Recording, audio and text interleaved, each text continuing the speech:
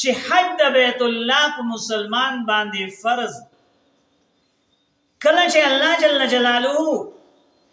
حضرت آدم علیه السلام چې ده هغه ته د بیت الله د جوړولو حکم ورکو هغه بیت الله شریف جوړ آدم علیه السلام خو پیغمبر د الله اولنی الله ورته فرمایل چې آدم ته اول الناس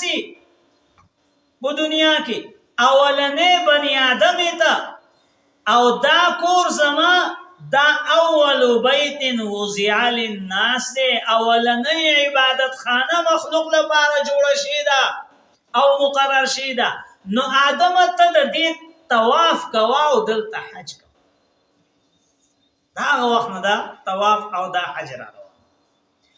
بیا ابراهیم خلیل الله تعالی جل جلاله چې کله حکم دوباره د تعمیر ورکي او بیا غ جوړ کی نو بیا الله سوی واذن فی الناس بالحج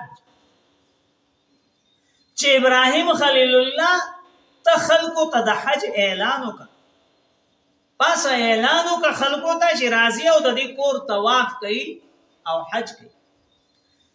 نو زمون په شریعت کې مسلمانانو باندې هغه مسلمانانو باندې چې دینو حج فرض دی چې هغه دومره طاقت لري چې هغه سره دومره پیسې چې خپل د ضرورت اصلیه نه هغه په الحال زیات او دومره مقدار کې زیاتې چې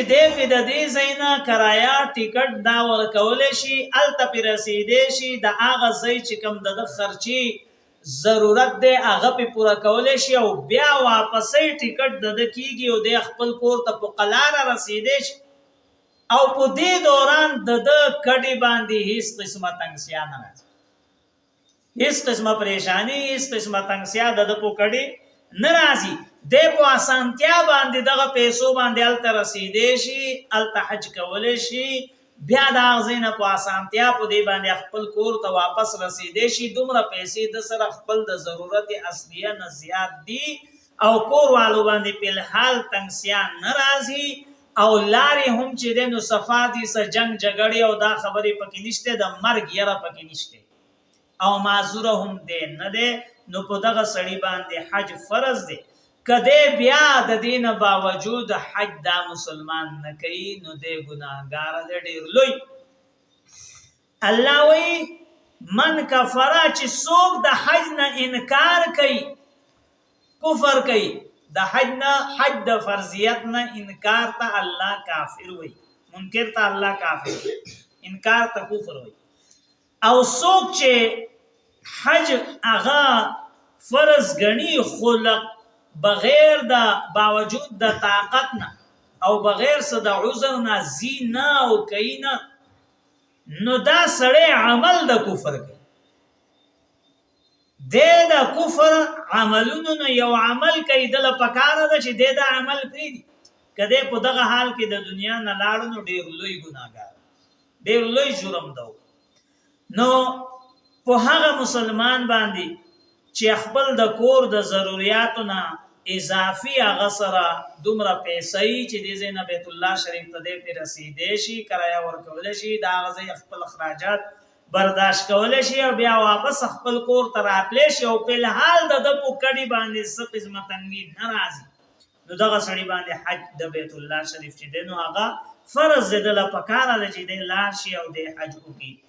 نو الله جل جلاله فرمای ان اول بیت بشک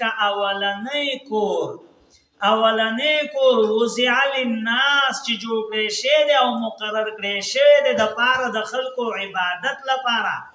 للذي خامخ هغه کور دی هغه بمکه